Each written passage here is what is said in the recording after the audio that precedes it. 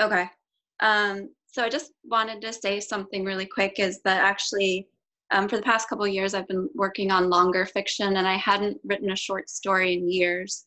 But back in January, I started taking a class with Dr. John Fleming, who read just, I think, Wednesday night. So this was the first story that I wrote for his class. So it's kind of like cool seeing everyone involved.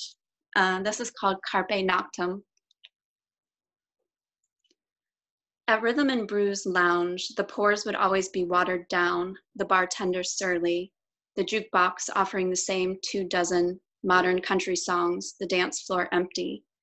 It was a place for people to come and be lonely together, and little had ever changed there in all the years Natch had been going.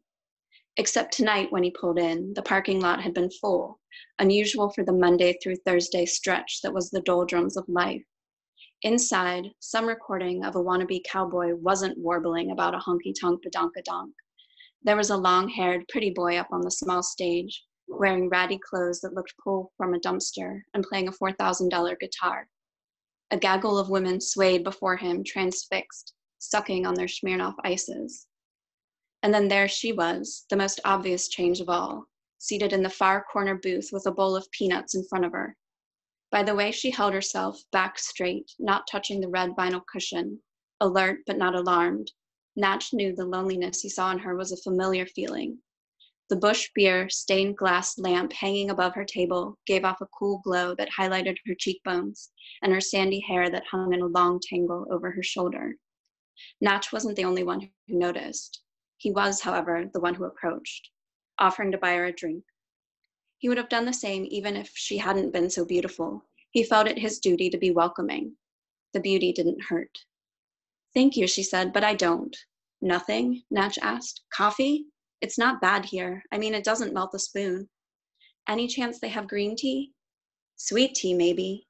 She settled for a club soda with lime, which Natch retrieved along with a beer for himself. Name's Todd, but everyone calls me Natch. She squeezed her lime into her soda, then dropped the spent wedge on a napkin. As in naturally? As in Natchez, Mississippi, where I was born. Her name was Hanlon, and she shared, been born right there in Marville, a fact he found hard to believe. With the green tea and the posture, he had taken her for a city girl. Turned out he was partially correct. She had gone to grad school at NYU. After that, she had spent a few years wandering around before settling for a while in Savannah. As she spoke, Natch noticed the way the sundress she wore dipped slightly in the front, revealing she had nothing on underneath.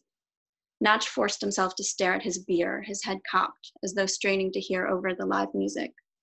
What brings you back? He asked. My mother died. Hanlon said this as though she were commenting on Natch's shirt. Twice, really. First when she left me and my father, then again, for real, last year. She shrugged. I got a house here out of it. At this turn of the conversation, Natch reached for his Mick Ultra, took a deep, distancing quaff, and considered getting up for a whiskey neat. She leaned in across the table, her hair catching in the front of her dress, and said she didn't mean to make him uncomfortable. Natch forgot about his thirst. She turned her attention to the stage, where the pretty boy was switching out harmonicas in the holder around his neck. The women on the dance floor continued swaying, even as the pretty boy adjusted his capo and told some story about growing up in Memphis. Pretty Memphis boy began intricately finger-picking, and Natch had to admit, he could play. Music was the fastest way to earn Natch's respect. He spent so much time on the road that music was what kept him awake and focused. He liked to say he owed his life to the songs. Pretty Memphis boy started in on a harrowing cover of Waiting Around to Die. No one wanted to face that kind of emotion at Rhythm and Brews. They came to forget their troubles. The wood-paneled walls, thankfully, did not reflect their darkest selves and never would.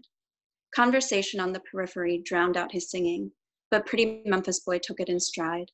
A few women at his feet took this time to refresh their drinks, but the majority stayed. He was pretty whether he sang sad or not. But then he doubled down, playing Rex's Blues, and the floor cleared.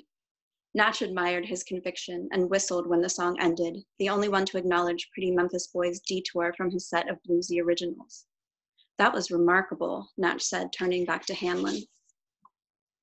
She was playing with the lime wedge. I prefer not to dwell on sadness, she said, sliding from the booth.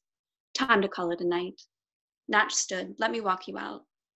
In the parking lot, the transition from sad songs to a symphony of cicadas felt almost violent, the rending of two distinct realities.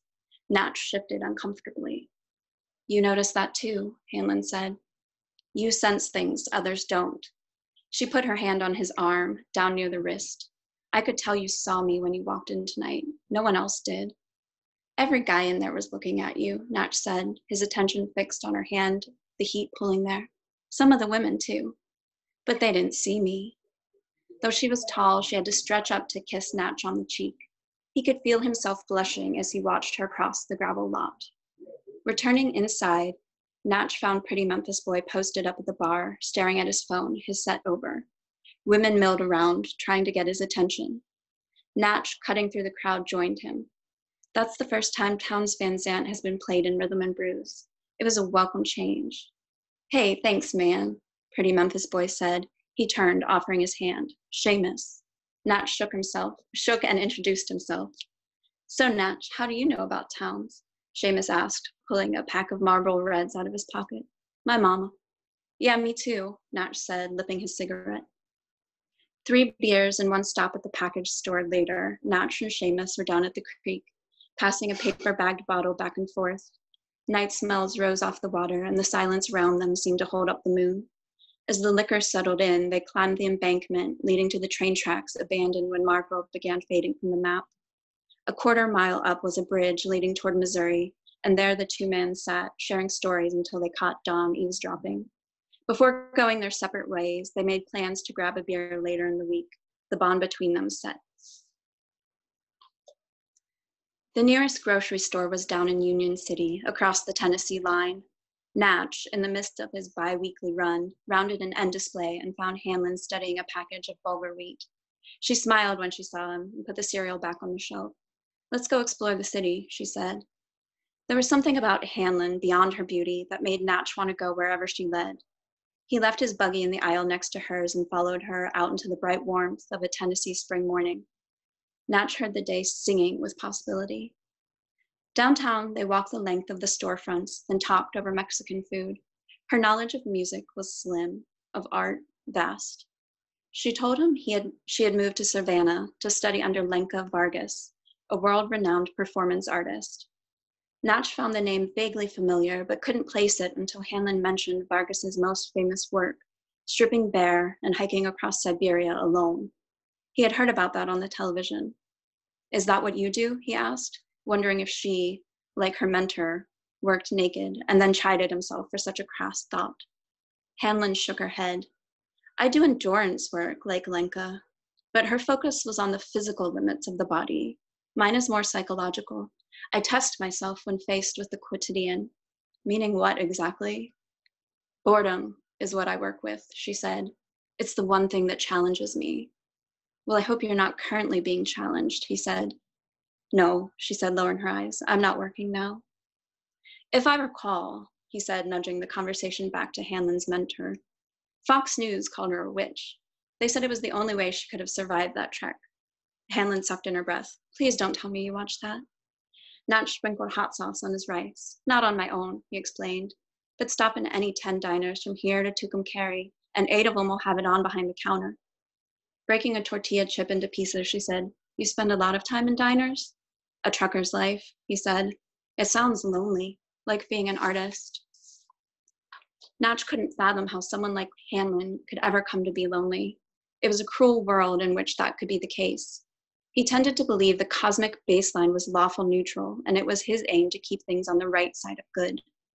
If it was meant for him to ease her loneliness, well, he was willing to shoulder that burden. Back at the grocery store parking lot, they stood at Hanlon's car, not ready to say goodbye. He wanted to hear more about her life, which she had spent chasing the vagaries of the muse. He found her interesting and got the feeling she felt the same about him. How that was possible, he didn't question. Natch's phone vibrated in his pocket. He checked out of habit, expecting work. Instead, a text from Seamus. He had forgotten he promised to help change the drive belt on Seamus's motorcycle. Natch knew the only way for one's word to mean anything was to stand by it. I should get back, he apologized. You could ask for my number while you have that out, Hanlon said, nodding toward his phone. Natch punched in the digits as she spoke them. Don't be afraid to use it. She looped her arms around his neck and pulled him in close enough to smell her lilac perfume. Seamus was parked in Natch's driveway, lying supine on the seat of his motorcycle, his feet kicked up over the handlebars.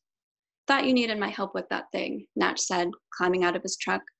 Seamus sat up, straddling the bike, a pristine Triumph Bonneville. It was easy, he said. Figured maybe you'd want to take her out. It's been years, Natch said. Dismounting, Seamus said. It's like riding a bicycle, and easier than driving your rig. He passed Natch his helmet, his leather jacket. Want to ride, bitch? Natch asked, grinning, zipping up the jacket. You know damn well I don't, Seamus said, holding up his bottle of whiskey. Me and my date are going to sit on your porch and enjoy this weather till you return. Natch took it slow through Marvell's serpentine hills, but then gunned it back to Union City. He pulled off at the gas station next to the Mexican restaurant and bought a lottery ticket, feeling lucky. He scratched it, matching 3, winning $5, not worth cashing out. He'd keep the ticket, a token of the day. He zipped it in Seamus's jacket pocket and headed back. Seamus had moved from the porch to the bed of Natch's truck, where he leaned against the rear window, listening to music on his phone. This small town living, he said after Natch parked the motorcycle and joined him. There's not a single fucking thing to do. It's wonderful. He was at the point in the bottle where he turned giddy, loquacious. Any new conquests? Cordial and confident, Natch felt secure knowing he could date if he chose, though he rarely did. It was unfair to pursue something when he could have to hit the road for days at a time. And when he explained this, Seamus went into a bit about sowing seeds, carpe noctem. Natch asked why Seamus wasn't doing as he preached. Seamus held up his left hand, showing off a simple silver band on the ring finger. Those days are over, my friend. Natch strained to articulate the morning. A part of him didn't want to present the date. Was it a date? For Seamus's judgment. To someone like Seamus, who had gigged across America, leaving countless beautiful, heartbroken women in his wake. Enchiladas and discussing art wasn't all that exciting, even if Natch felt his pulse quickening thinking about it. He asked instead about Seamus's wife. With her, sometimes I feel like the luckiest son of a bitch on the planet, Seamus said, lighting a cigarette and taking a drag. Then sometimes it feels like I could be on fire and she would just sit there, like she doesn't even see. And I know this makes me sound like an insufferable prick, but being ignored by women, it's not something I'm used to. Maybe that's why she does it, to keep me in my place. I like that. He laced his fingers behind his head and stared up beyond the trees lining Natch's yard. I never thought it'd be for me, but there's something about marriage, man, something about making something real, something lasting, out of love, that's pretty fucking special. None of that sounded like love to Natch, but he kept his opinion to himself. He thought of the way Hanlon had sat across from him, both earlier that day and on that night at Rhythm and Brews, with her attention focused, her interest apparent. He felt sad for his friend and decided he would call Hanlon to ask her on a proper date as soon as Seamus left. Hanlon accepted Natch's invitation to dinner and a movie a few evenings later. A storm had loomed in the distance most of the day, and as Natch pulled in front of Hanlon's house, the sky let loose a spate of rain. She motioned for him to wait and disappeared back inside, re-emerging with a leather jacket thrown over her long floral sundress. At dinner, she talked about her art, which still made no sense to Natch. She said she had been working on a performance for a while, but feared she wasn't strong enough to complete it as planned. Natch asked what the performance entailed, and she mentioned domesticity, encountering the matriarchal paradigm of her youth. When Natch asked what that meant, she said, "Not turning into my mother." "I thought your work was about boredom," he said. "It's one and the same," she said, exasperation in her voice. During the movie, Hanlon kept her arms crossed, and Natch thought he had upset her, but afterwards she suggested he take her back to his place. There, the storm had knocked out his power. "I have some candles," he said, holding up his phone to search through the pantry, "but I'm not sure about matches." Hanlon patted her jacket. "I may have a lighter." She reached into a pocket, pulled out a neon orange Bic, and handed it over. Something else had fluttered out of the pocket. As Natch bent down to pick it up, he murmured, "I didn't know you smoked." When he struck the lighter, his heart sank. It was the lottery ticket, matching 3, winning $5, that he had forgotten to take before giving Seamus back his jacket. "What is that?" Hanlon asked, peering around his shoulder. If he feigned ignorance, he could keep the night going on his preferred trajectory. Carpe noctem, right? Seamus's own dictum. "Just a scratch-off," he said. The few citronella candle tins, once lit, cast angry shadows across the kitchen. Glancing around, Hanlon said, "It's nice like this." It would be so easy for Natch to touch her now, to stroke her hair or unbutton her dress, things he had refrained from doing out of a respect that was no longer deserved, things he still wanted to do but knew he wouldn't. Instead, he slipped the lighter and the lottery ticket back into the jacket pocket and zipped it shut. "This is Seamus's," Natch said. When Hanlon didn't respond, he added, "He's married." Her face hardened. "I thought you knew." The puzzle pieces with mismatched edges were shifting and starting to fit together. "To you?" Anger bit at the back of Natch's throat. "How would I have known?" "And here I was impressed by your nerve," she said. The microwave beeped and the overhead lights flashed back on. Hanlon blinked up at Natch. "I never wanted to get married. Neither did my mother," she explained. "That's why she left. She couldn't stand it. I wanted to prove that I was stronger than her, that I could do what she couldn't, that I could make a commitment and stay. And it would be the ultimate performance, something more brutal and numbing than crossing Siberia, because even in Siberia, the scenery changes. Sleeping next to the same person night after night, no one talks about how difficult that is. No one talks about how boring it is, being a wife, or how lonely, or how strong you have to be." To avoid the conversation he was not yet ready to have, Natch waited until Seamus would be gone before heading to Rhythm and Brews. After ordering his whiskey neat, Natch fed a 20 into the jukebox, honky-tonk badonk-a-donk, and the other drivel it offered. He didn't want the music to save him tonight. He wanted to fade slowly into the loneliness of everyone else around him. The end.